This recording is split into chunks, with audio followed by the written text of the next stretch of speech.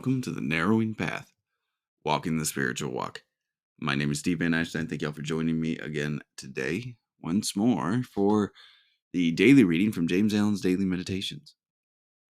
This will be for July 14th, of course, and if it follows suit, it'll be another good one.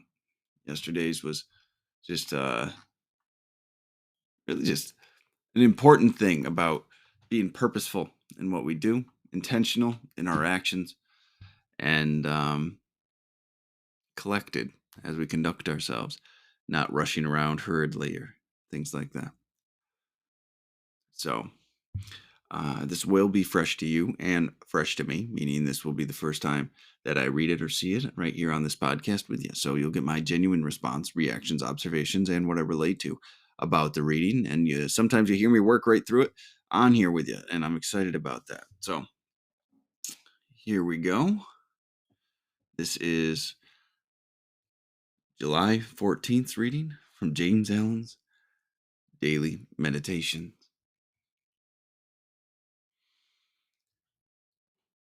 Energy is the first pillar in the temple of prosperity.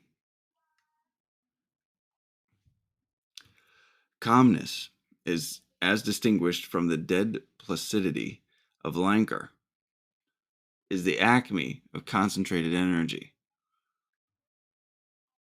There is a focused mentality behind it. In agitation and excitement, the mentality is dispersed. It is irresponsible and is without force or weight. The fussy, peevish, irritable man has no influence. He repels, not attracts. He wonders why his easy-going neighbor succeeds and is sought after, while he, who is always hurrying, worrying, and troubling, he miscalls it striving, fails and is avoided. His neighbor, being a calmer man, not more easygoing but more deliberate, gets through more work, does it more skillfully, and is more self-possessed and manly. This is the reason of his success and influence. His energy is controlled and used, while the other man's energy is dispersed and abused. No energy means no capacity. That I've said it before on this podcast. I really kind of enjoy when James Allen gets a little bit of a shows a little bit of his humor and how he phrases things in very plain language sometimes, which the way this opened was with a couple of words I'm going to look up, and then as it proceeded on, it really gave us some easy to understand and easy to interpret examples, and I love that. I love that those opposites and that range that he can have in just one short reading. So let's go through and we'll take care, and we'll go through this one line by line. Energy is the first pillar in the temple of prosperity. You have to be able to perform. You have to be able to actually execute on things. Without energy, you won't be able to do very much of anything at the end of the day, will you? Without energy, you're pretty much dead in the water. You're a sinking ship. And that's about it. Now, this has a couple of words that I'm going to look up here. Calmness, as distinguished from the dead placidity. Let's look that one up. Just a feeling of calmness, a quiet and undisturbed feeling. Languor. Okay. As distinguished from the dead placidity. So the dead calmness, the dead quietness of languor. Is it languor? I think that's a Q.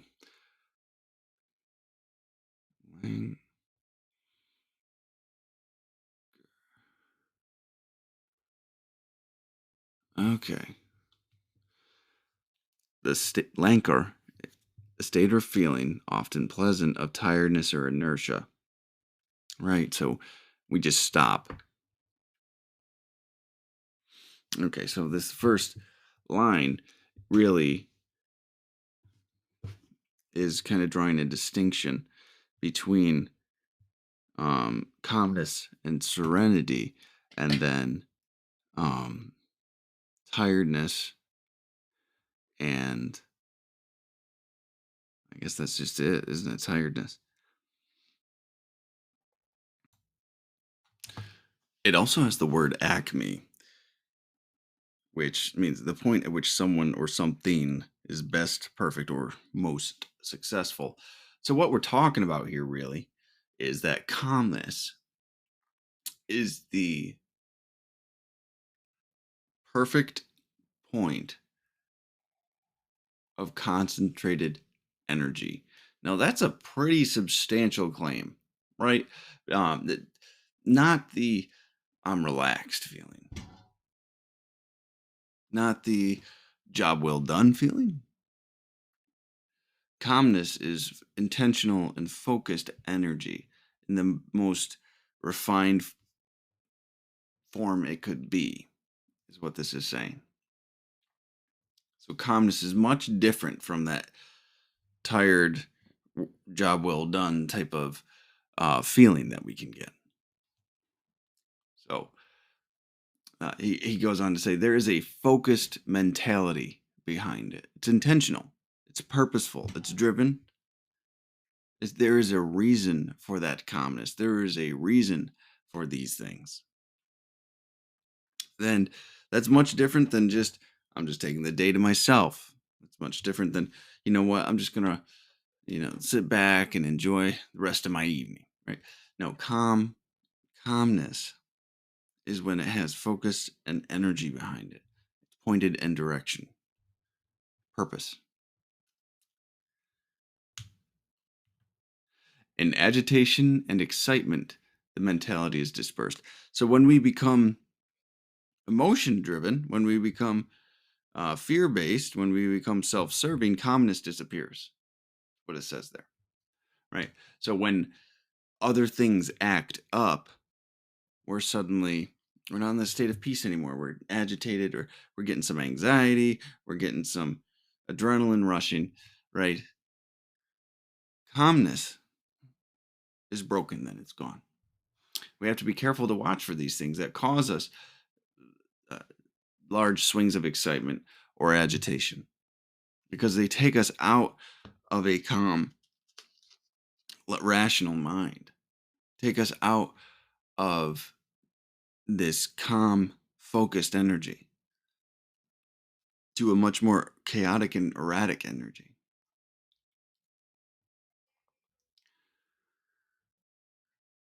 It is irresponsible and without force or weight.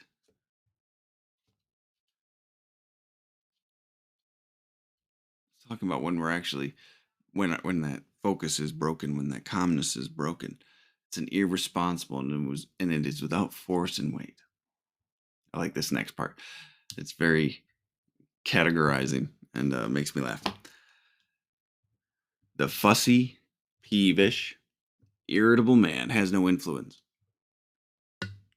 So the person that can actually keep the level head, the person that can actually stay in that calm, focused place will have influence in the situation, because they're obviously not being driven by emotion. They might consider the emotions, they might understand that they're there, but they don't take them as the driving force for their decision making process. They don't make it so that that has to be the way it is, right?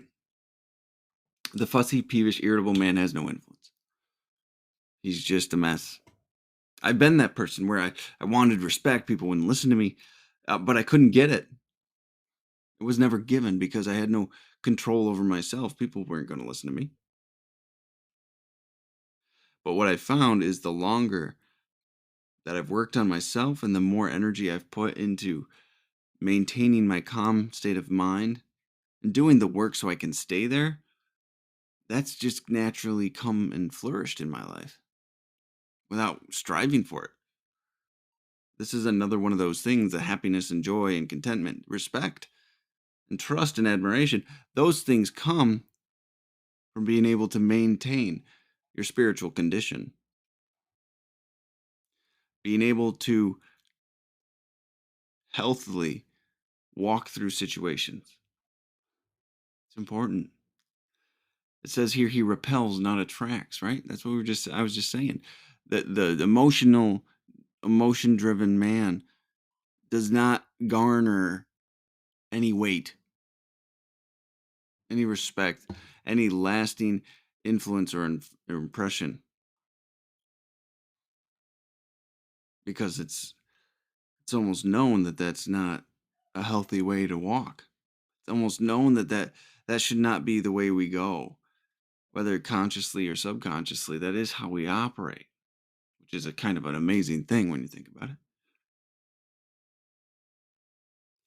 And I've been this person and I've seen people, many people be this person. He wonders why his easygoing neighbor succeeds and is sought after, while he, who is always hurrying, worrying, and troubling, he miscalls it striving. That's that's the that's the one that makes me smile, probably because I can relate to it because I've been that person. I'm trying so hard. I'm doing so much, right? When I'm really just hurrying, worrying, troubling, then I'd fail and then I'm avoided because all I am is drama. All I end up being is a problem and a complication, right? That's what happens. We're just completely emotionally driven animals at that point, and no one wants to be around us. It's a negative place for a man to be. It really just is.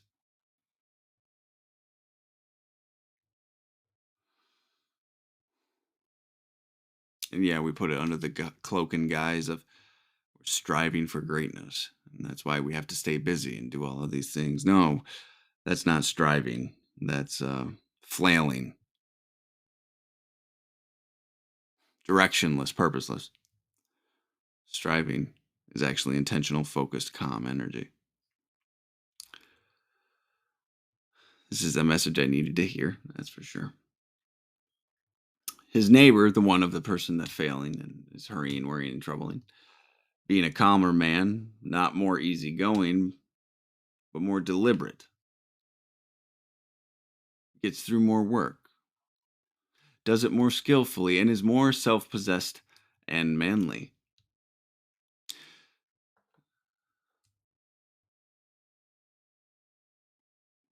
That's a huge state sentence right there. Being a calmer man, not more easygoing, not like lackadaisical, as they'll say, not laid back, not go with the flow in a negative sense, but calm, which he translates here to more deliberate. So when you're more deliberate and you have less wasted energy and less wasted purpose and time and effort,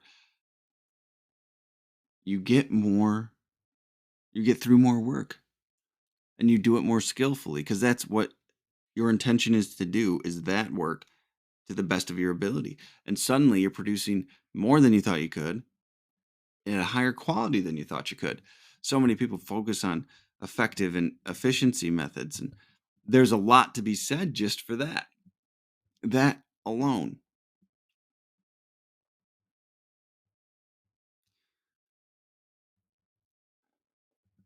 And when you're like that, when you are calmer, these last two lines are what a lot of men strive for is the self-possessed, the self-confidence, that self-assurance, that walking upright with head held high and chin forward and out, facing the world, inviting the world in because you know you can live it effectively. More self-possessed than manly, more masculine, more assertive, more decisive.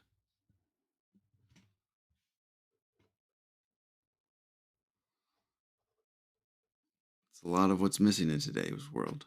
Decisiveness and assertiveness.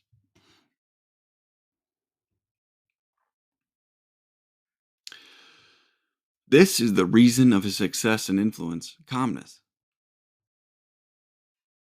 intentional focus, and influence. Success and influence. People will listen, people will heed what you say, at least consider it.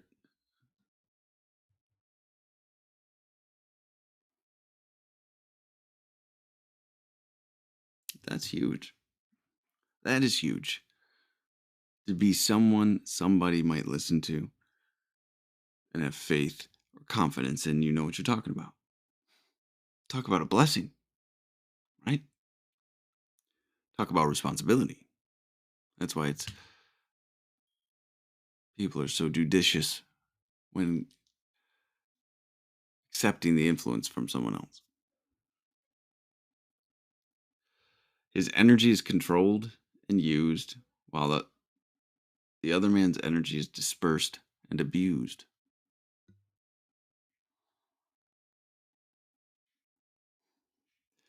It's focused, direction, purposed energy. That's where calmness comes from. That knowing, that understanding, that's actually striving for your ideal, for your goals. Not this anxious wreck of a person who's trying to figure it all out. Choose a direction and focus there.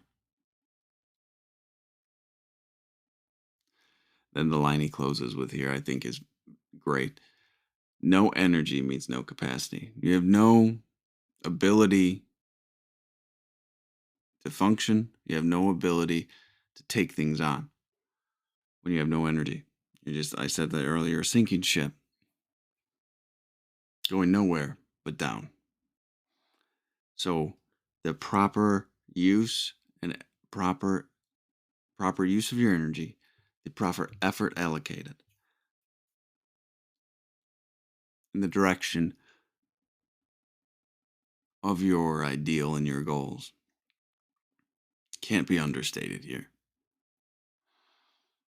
So, well, that is it for tonight's reading. Thank you all so much for jumping on with me again. I really do appreciate it.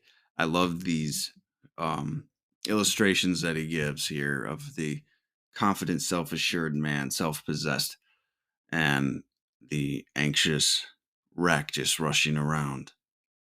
And the choice is really yours at the end of the day. What will you choose to be like? And you can transform your life from just this reading. I do want to say that this is a very important reading. If you pull as much out of this as you can, it'll give you direction and motivation to actually behave differently, to use a different framework in your life to grow with. It's crucial. So, that is where we'll end it tonight. Thank you all again so much for jumping on with me. I'm looking forward to the 15th tomorrow, halfway through July. So, until next time, thanks.